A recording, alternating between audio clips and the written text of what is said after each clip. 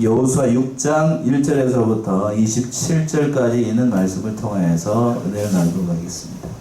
말씀의 제목은 여리고성의 정복입니다. 무슨 성의 정복이라고요? 여리고성의 정복입니다.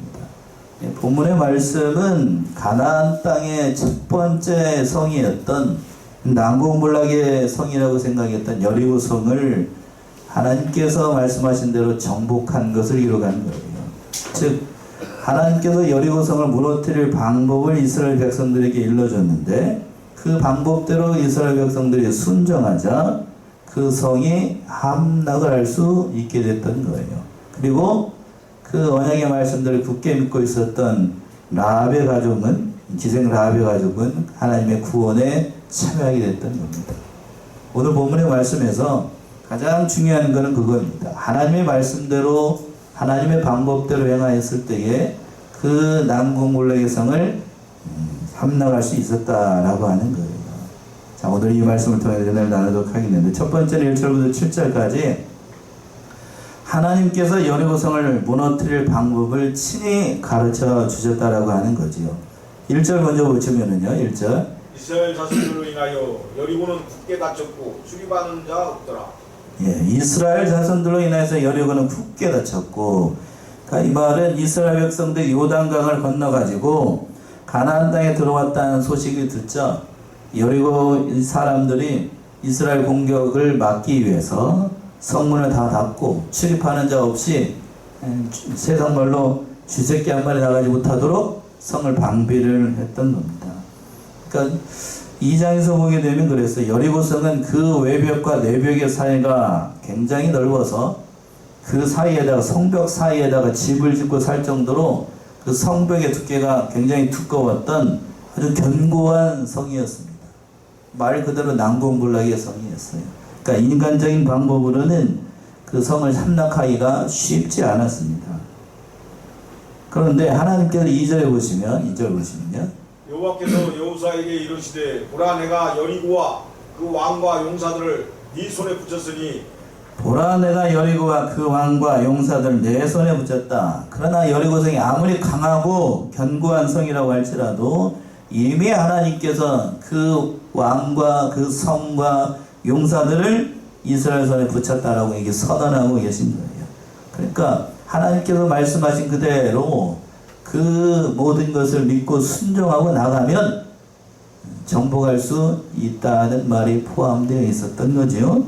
그래서 방법을 가르쳐 줍니다. 3절부터 5절까지가 그 하나님께서 여리고성을 정복할 수 있는 방법을 가르쳐 주신 것인데 3절 한번 보시면은요. 너희 모든 군사는 성을 둘러 성 주위를 매일 한 번씩 돌되 엿새 동안을 그리하라. 예, 하나님께서 일러주신 방법이라고 하는 건 성 주위를 매일 몇 번씩 돌래요? 한 번씩 몇 세 동안? 엿새 동안 돌라고 하는 거예요. 하나님께서 제시한 방법인데 이거는 인간적인 관점으로 인간적인 판단으로 생각을 해볼 때에 이게 될까 싶어요. 얼마나 미련하고 얼마나 어리석은 방법이에요. 그러니까 성을 아무것도 하지 말고 뭐 하라고 해서 성을 매일 하루에 몇 번씩 돌라고? 한 바퀴씩 돌라고 하는 거예요. 이스라엘 백성들 전부 다. 그러니까 이거는 그런 거지요. 인간적인 판단하지 말고 누구를 믿고 나아가라는 얘기예요. 하나님 믿고 나아가라는 것인데 인간적인 생각을 한다라고 하면 이거 행하기가 참 쉽지 않습니다. 또 계속해서 하나님께서 말씀하시죠. 4절 보시면 제사장 7은 7 양각 나팔을 잡고 언약궤 앞에서 행할 것이요 제7일에는 성을 7번 돌며 제사장들은 나팔을 불 것이며. 예, 제사장 7은 7 양각 나팔을 잡고 언약궤 앞에서 행하라고 그랬어요. 성경에서 7은 완전수를 상징을 합니다. 그러니까 제사장 몇십 명을 세운 게 아니라 몇 명을 세웠다고요? 7을 세우고 또 나팔을 몇 개? 7개를 잡고서 불라고 하는 거예요. 그러니까 이것은 처음부터 끝까지 누가 함께 하신다는 얘기냐면 하나님께서 이 전쟁을 주관하시고 다스리시고 그 모든 일을 행한다는 것을 보여주는 거예요. 특별히 또 언약궤 앞에서 행하라고 하는 건 제사장들이 앞서고 언약궤가 따르고 뒤에 있는 무리들이 따르게 되니까 그 모든 길을 친히 하나님께서 함께 하신다는 의미가 담겨 있는 거예요. 그러니까 하나님께서 일러주신 방법대로 항행하게 되면 그 모든 일들을 행할 수 있다는 거고. 그런데 4절 하반절에서 그랬죠. 제7일에는 성을 몇 번씩 돌려요? 마지막 날 7일째는 성을 7번 돌고 제사장들은 나팔을 불라고 그랬습니다. 그러니까 7번 돌라는 얘기는 엿새 동안 하루에 한 번씩 돌다가 마지막 1회 되는 날에는 몇 번 돌라고요? 7번을 돌라는 거예요. 이건 그 영적인 의미가 더 중요한데 완전하게 하나님의 말씀에 순종해야 된다는 거예요. 그러니까 또 다른 의미는 뒤에 가서도 말씀드리겠습니다만, 그러니까 하나님께서 첫 번째, 두 번째, 세 번째, 네 번째, 다섯 번째, 여섯 번째 한 바퀴씩 돌면서 훈련을 시키셨어요. 그러니까 마지막 1회 되는 날에는 7바퀴 도는 게 물론 힘이 들었겠지만 전에보다는 쉬웠을 거라고요. 그런 의미로 하나님께서 그 때와 기한을 정하시고 다 이렇게 훈련을 시키셔서 그 모든 일들을 계속 순종할 수 있게끔 하나님께서 이렇게 하셨던 거예요. 또 제사장들 7 나팔을 불러라고 했는데, 나팔에 불라는 얘기는 여러 가지 의미가 있습니다만, 나팔은 이 전쟁이 하나님께 속한 것이고, 또 중요한 의미는 두 번째인데, 이 나팔은 그 성경에서 보게 되면 이스라엘이 희년을 선포할 때, 그러니까 율법에 보게 되면 희년을 선포하는 게 그 자유를 상징을 하거든요. 포로된 자들이 풀려나는 그 희년에 부는 것이 이 나팔이에요. 나팔. 특별히 양각 나팔. 일반 나팔이 아니고. 그러니까 이 희년에 부는 이 나팔은 그 모든 억울했던 것이 다 풀려나는 기쁨과 자유를 누리는 날인 겁니다. 그러나 이 말의 뜻은 뭔가 하면 이 양각 나팔을 분다는 얘기는 결국 이 여리고성이 함락이 될 것이고, 그 일을 통해서 이스라엘 백성들이 큰 기쁨을 누리게 될 것이고, 영적인 자유함을 이 전쟁을 통해서 그들이 맛보게 될 것을 상징적으로 보여주는 거예요. 그러니까 처음부터 끝까지 이 전쟁은 하나님께서 주관하시고, 이 전쟁을 통해서 이스라엘 백성들이 큰 상리를 맛보게 될 것을 이렇게 하나님께서 이제 상징적으로 보여주고 있었던 겁니다. 그리고 또 5절 보시면 5절. 제사장들이 양각 나팔을 길게 울려 불어서 그 나팔 소리가 너희에게 들릴 때에는 백성은 다 큰 소리로 외쳐 부를 것이라. 그리하면 그 성벽이 무너져 내리니 백성은 각기 앞으로 올라갈지니라 하시매. 예. 백성은 다 큰 소리로 외쳐 부를 것이라. 제사장들이 양각 나팔을 길게 울려 퍼지면, 마지막 날 그 7일째 되는 날이요, 길게 울려 퍼지면 백성들은 다 큰 소리로 외치라고 그랬어요. 그러면 성벽이 어떻게 된다고요? 무너지게 된다라고 말씀하셨습니다. 그러니까 하나님의 능력을 믿고 하나님의 이름만 바라보고 나아가게 되면 하나님께서 그 모든 일들을 통해서 하나님의 역사를 경험하게끔 하시겠다라고 약속하신 말씀이에요. 마치 다윗이 골리앗을 쓰러뜨리기 위해서 누구의 이름으로 나아갔죠? 하나님의 이름으로 나아갔던 것처럼. 사무엘상 17장이죠. 사무엘상 17장 봅시다. 45절에서부터 47절. 사무엘상 17장 45에서 47. 다윗이 블레셋 사람에게 이르되 너는 칼과 창과 단창으로 내게 오거니와 나는 만군의 여호와의 이름 곧 네가 모욕하는 이스라엘 군대의 하나님의 이름으로 내게 가노라. 오늘 여호와께서 너를 내 손에 붙이시리니 내가 너를 쳐서 네 머리를 베고 블레셋 군대의 시체로 오늘날 공중의 새와 땅의 들짐승에게 주어 온 땅으로 이스라엘의 하나님이 계신 줄 알게 하겠고, 또 여호와의 구원하심이 칼과 창에 있지 아니함을 이 무리로 알게 하리라. 전쟁은 여호와께 속한 것인즉 그가 너희를 우리 손에 붙이시리라. 예. 참 소년 다윗이 블레셋 골리앗에 나갈 때에 했던 말이에요. 이 부분을 읽게 되면 저는 가슴이 찡해집니다.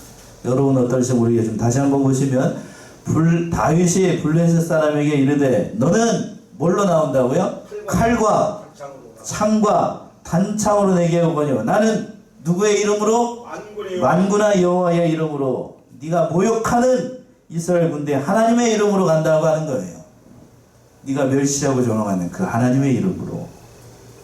그러고 난 다음에 뭐라고 얘기를 하냐면 46절에서 그랬죠. 오늘 여호와께서 너를 내 손에 붙이시리니 내가 너를 쳐서 내 머리를 베고 블레셋 군대의 시체로 오늘 공중에서와 땅의 들짐승에게 주어 온 땅으로 이스라엘 하나님이 계신 줄을 알게 하겠고 또 여호와의 구원하심이 뭐에 있지 않다?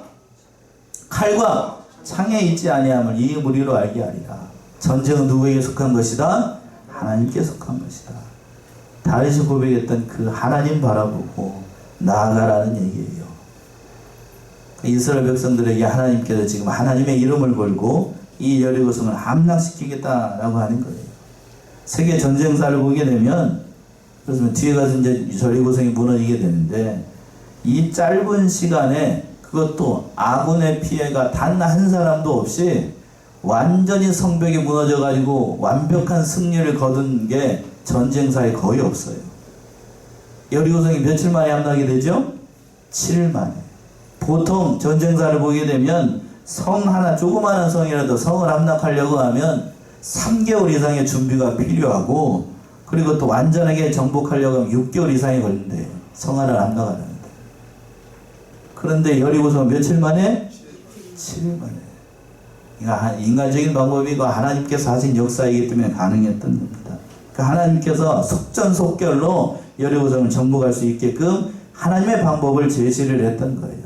그래서 여호수아가 그 말을 듣고 6절 7절처럼 행동하죠. 6절 7절 보시면 눈의 아들 여호수아가 제사장들을 불러서 그들에게 이르되 너희는 언약궤를 메고 7 제사장은 7 양각나팔을 잡고 여호와의 궤 앞에서 행하라 하고 또 백성에게 이르시되 나아가서 성을 돌되 무장한 자들이 여호와의 궤 앞에 행할지니라. 예, 하나님께서 들려주신 방법 그대로를 눈의 아들 여호수아가 듣고 제사장들을 부르고 다른 백성들을 불러가지고 여리고성을 도는 순서를 다 정해주고 이렇게 행하게 되면 이 성을 하나님께서 정복하게끔 하시겠다라고 말씀을 했습니다. 그 방법을 다 이 여호수아가 백성들에게 명령을 했던 거예요. 그래서 두 번째는 8절에서부터 21절까지 이스라엘 백성들이 하나님의 방법대로 순종을 해가지고 성을 정복을 했던 겁니다. 자, 8절 9절 보시면 여호수아가 백성에게 이르기를 마침에 제사장 7이 7 양각 나팔을 잡고 여호와 앞에서 진행하며 나팔을 불고 여호와의 언약궤는 그 뒤를 따르며 무장한 자들은 나팔 부는 제사장들 앞에서 진행하며 후구는 궤 뒤에 행하고 제사장들은 나팔을 불며 행하더라. 예. 자 보세요. 제사장 7이 7 나팔을 잡고 여호와 앞에서 행하고 그러니까 하나님께서 일러주신 그 방법 그대로 또 여호수아가 백성들에게 명령한 그대로 그 백성들이 순종하면서 나아갔던 겁니다. 또 제사장들은 나팔을 불면서 행했어요. 그러니까 그 모든 선두에 제사장들이 이제 솔선수범해가지고 그 모든 일들을 진행하게끔 했던 겁니다. 그 말씀대로 순종을 해 나갔어요. 그런데 10절 11절 보시게 되면 여호수아가 또 한마디를 첨가합니다. 10절 11절 보시면 10절 11절. 여호수아가 백성에게 명하여 가로되 너희는 외치지 말며 너희 음성을 들리지 말며 너희 입에서 아무 말도 내지 말라. 그리하다가 내가 너희에게 명하여 외치라 하는 날에 외칠지라 하고 여호와의 궤로 성을 한번 돌게 하니라. 우리가 진에 돌아와서 진에서 자니라. 예, 10절의 말씀은 10절 보세요. 여호수아가 백성에게 명하여 가로되 너희는 뭐 하지 말래요? 외치지 말며 또 너희의 뭐를 내지 말고 음성을 내지 말고 너희 입에서 뭘도 하지 말고 아무 말도 하지 말라. 자, 이 말은 하나님께서 여호수아에게 그 방법을 가르쳐 주실 때에 하나님께서 이런 말씀 하셨나요? 안 하셨나요? 이런 말 안 했어요. 이런 말 안 하십니다. 이런 말 안 했는데 지금 누가 이 말을 하는 거죠?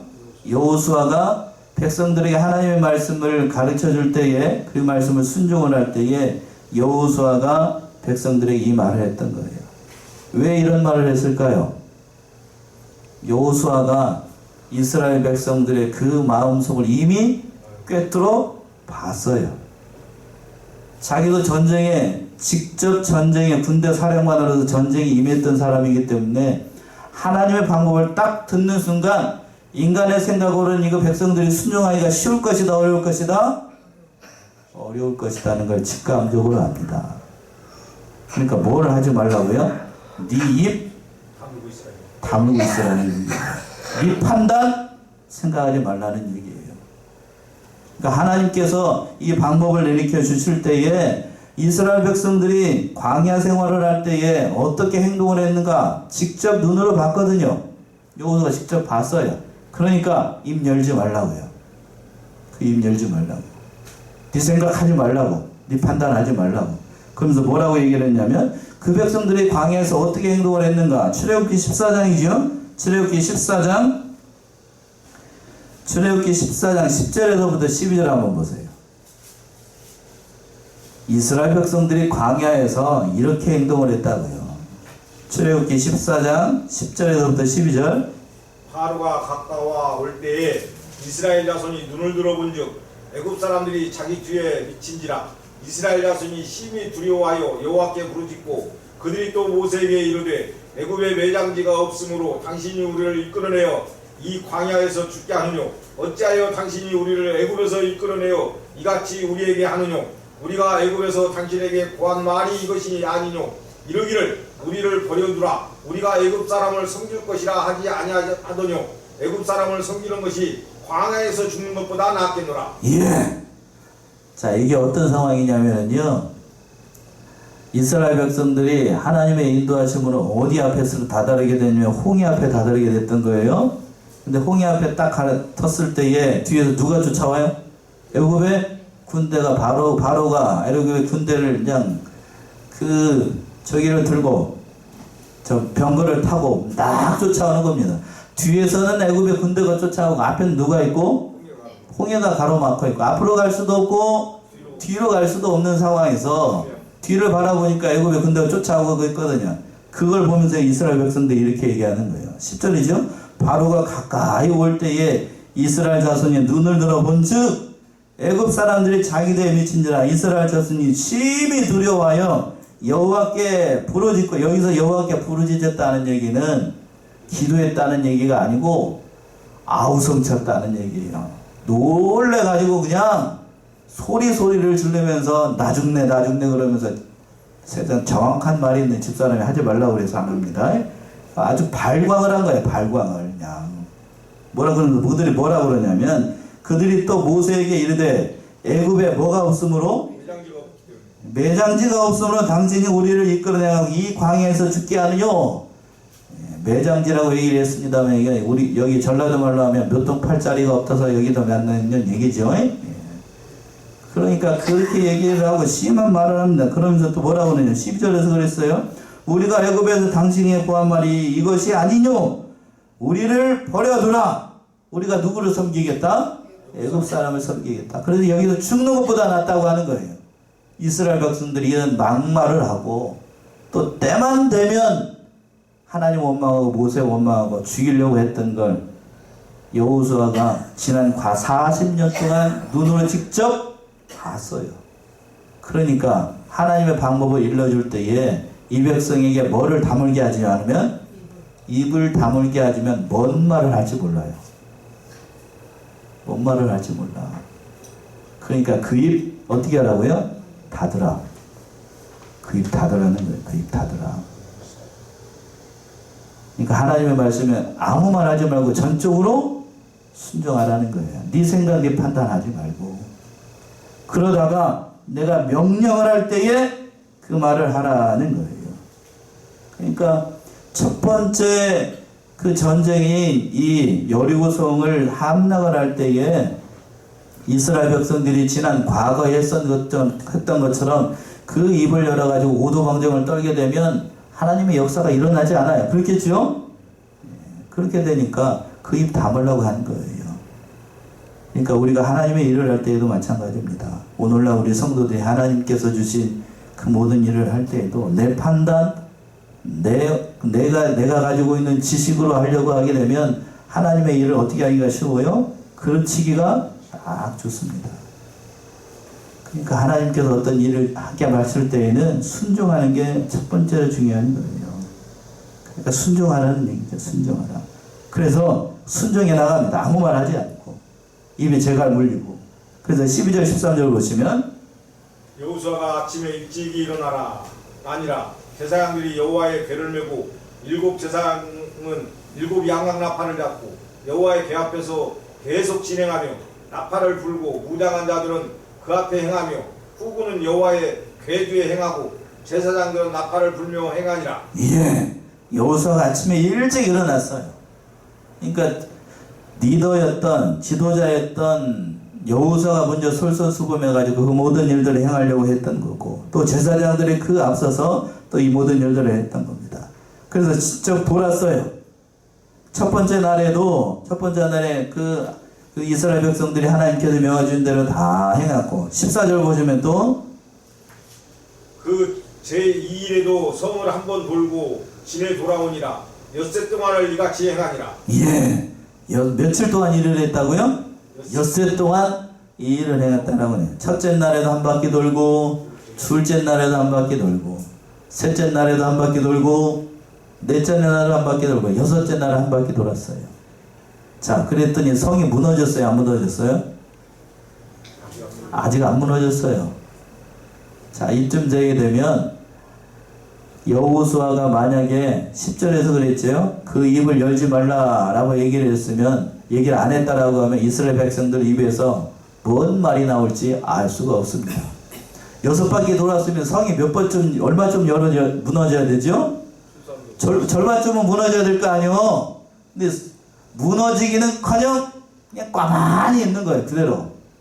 그러니까 그 백성들이 그 믿음의 형편을 아니까 여호수아가 이렇게 얘기를 했던 거죠. 자, 우리가 한번 그때로 한번 돌아가 보자고요.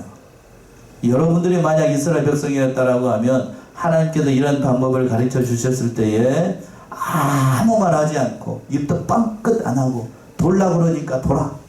한 바퀴 돌고 또 그 다음 날도 일어나가지고 몇 바퀴 돌고 또 한 바퀴 돌고, 그때 아무 말 하지 않고 도시겠습니까? 자, 하나님의 방법대로 난 열심히 돌아보겠다 하시는 분들, 발 한번 들어보세요. 손 들으라면 손 안 들을 테니까 다른 사람 안 보이게 팔 한번 들어보세요. 드실래요?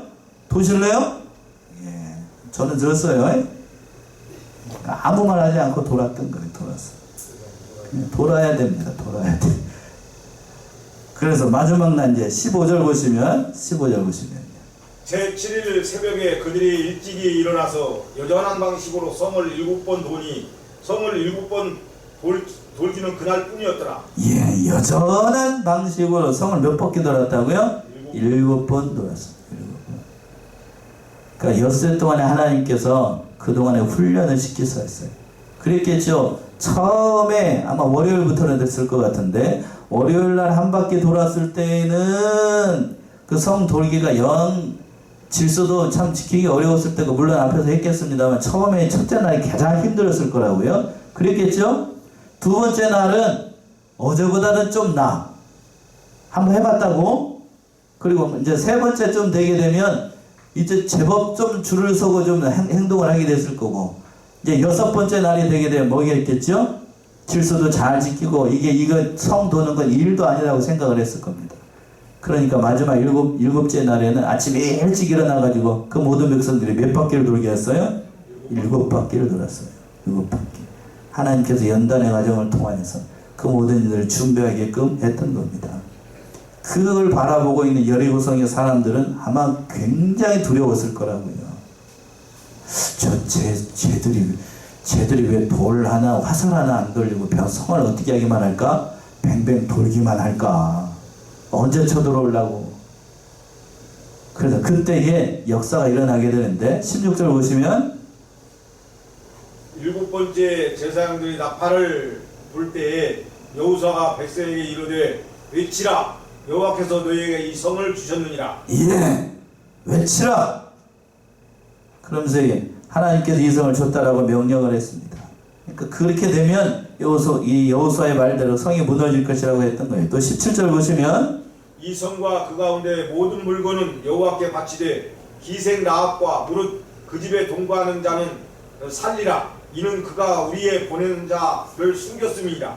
모든 백성들을 다 죽이고 그 안에 있는 것을 다 탈취하되 누구는 살려두라고 얘기를 했냐면 기생 라합과 거기에 있는 사람들은 살려두라고 했던 거예요. 왜 그런가 하면 정탐꾼을 보낼 때에 기생 라합이 그 정탐꾼들을 숨겨주고 구원해 준 일이 있으니까 하나님께서 그 은혜를 베풀어 주신 거죠. 또 18절 보시면 너희는 바칠 물건을 스스로 삼가라. 너희가 그것을 바친 후에 그 바친 어느 것이든지 취하면 이스라엘 진으로 바침이 되어 화를 당케 할까 두려워하노라. 예, 주의해야 될 것은 그 여리고성을 점령을 할 때에 그 모든 물건에 손을 대면 안 된다라고 하는 거예요. 그 모든 물건은 다 하나님께 바친 거니까 사람이면 다 죽이고 기생 라합의 집만 빼고 그 은근과 모든 것들은 다 하나님께 구별된 것이니 하나님께 드리라고 그랬어요. 19절의 말씀은 그 말씀이죠. 19절 보시면 은근과 동철 기구들은 다 여호와께 구별되어 있는 것이니 그것을 여호와의 곳간에 드릴지니라. 예, 구별된 것이에요. 그러니까 구별된 것이니까 그 모든 일들을 통해서 하나님 앞에 영광을 돌리고 이 은금을 가지고 뒤에 가서 보게 되면 하나님의 성전을 건축한 것으로 보입니다. 그래서 또 20절 21절 보시면 이에 백성은 외치고 제사장들은 나팔을 불매 백성이 나팔 소리를 듣는 동시에 크게 소리질러 외치니 성벽이 무너져 내린지라. 백성이 각기 앞으로 나아가 성에 들어가서 그 성을 취하고 성중에 있는 것을 다 멸하되 남녀 노유와 우양과 나귀를 칼날로 멸하니라. 예, 외치라고 그러니까 백성이 크게 외쳤어요. 자, 뭐라고 외쳤을까요? 그냥 막 소리 질렀을까요? 뭐라고 얘기를 했겠죠. 성경에는 다른 기록이 없으니까 뭐라고 외쳤는지 알 수가 없지만 뭐 하나님의 뜻을 이루어 주셔서 이병기 목사님이 그렇게 주석을 달았더군요. 아무튼 크게 소리를 지르자 그 순간 어느 성이? 여리고성이 한순간에 무너져 내리게 됐던 거예요. 하나님의 방법대로 하니까 순종하니까 무너져 내렸죠. 그 성이 무너져 내리니까 이스라엘 백성들이 그 순식간에 다 들어가 가지고 그냥 정신없이 아무것도 하지 못하는 여리고성의 사람들을 다 죽이고 남녀노유 그러니까 물문할 것 없이 다 죽이고 그 모든 것들을 다 탈취해서 대승리를 거두게 됐던 겁니다. 마지막으로 이제 22절에서부터 마지막 절까지는 하나님의 약속대로 라합의 가정은 구원을 받게 됐던 거예요. 22절부터 25절까지 읽어보시면요. 여호수아가 그 땅을 정탐한 두 사람에게 이르되 그 귀성의 집에 들어가서 너희가 그 여인에게 맹세한 대로 그와 그에게 속한 모든 것을 이끌어내라 하며 정탐한 소년들이 들어가서 라합과 그 부모와 그 형제와 그에게 속한 모든 것을 이끌어내고 또 그 친족도 다 이끌어내어 그들을 이스라엘 진 밖에 두고 우리가 불로 성읍과 그 가운데 있는 모든 것을 사르고 은금과 동철 기구는 여호와의 집 곳간에 두었더라. 여호수아가 기생 라합과 그 아비의 가족과 그에게 속한 모든 것을 살렸으므로 그가 오늘날까지 이스라엘 중에 거하였으니 이는 여호수아가 여리고를 탐지하려고 보낸 사자를 숨겼음이었더라. 예, 그렇죠. 기생 라합과 그 아비의 가족과 그에게 속한 것을 살렸으므로 여호수아가 전에 그 했던 약속대로 그 라합의 가족은 살려줬어요. 그러니까 하나님의 언약을 사모하고 하나님의 일에 협력하였던 라합은 하나님의 은혜를 받아서 그 모든 일들을 통하여서 하나님의 백성으로서 살게 됐던 겁니다. 또 그리고 기생 라합은 장차 누구의 족보에 참여하게 되죠? 그리스도의 족보에 참여하게 됩니다. 이 기생 라합이 결혼을 해가지고 낳은 아들이 누구냐면 누구죠? 라합의 아들이 보아스입니다. 보아스. 그 보아스의 며느리가 누구고? 룻이에요. 룻. 하나님께서 이렇게 역사하실 줄은 몰랐죠. 그래서 믿음의 족보에 참여하게 되고 그 모든 일들을 통해서 하나님의 구원의 역사에 참여하게 됐던 거예요. 그러니까 하나님의 일에 협력하고 하나님의 일에 모든 것을 내어놓고 하게 되면 하나님께서 더 좋은 것을 바로 갚아주신다는 거예요. 마가복음 10장이죠. 마가 10장 보시면 마가 10장 29절에서부터 30절 보시면 여짜오되 선생님이여 이것은 내가 마가 10장 29, 30 예수께서 이르시되 내가 진실로 너희에게 이르노니 나와 본문하여 집이나 형제나 자매나 어머니나 아버지나 자식이나 전토를 벌인 자는 현세 있을 집과 형제와 자매와 어머니와 자식과 전토를 100배나 받되 박해를 겸하여 받고 내세 영생을 받지 못할 자가 없느니라. 예, 이 말씀이죠. 예수님께서 가라사대 내가 진실로 너희에게 이르노니 나와 및 복음을 위하여, 그리스도와 복음을 위하여 집이나 형제나 자매나 어머니나 아비나 자식이나 전토를 벌인 자는, 주를 위해서 모든 것을 바친 자는 그럼 어떻게 되는가? 그거에 대해서 예수님께서 말씀하시기를 금세에 있어 집과 형제와 자매와 모친과 자식과 전토를 몇 배나 받는다고요? 100배나 받아요. 그래서 100배나 받는다는 얘기는 더 좋은 것으로 하나님께서 갚아주신다는 거예요. 갚아주십니다. 지금 라합이 그랬죠? 모든 것을 다 말했어요.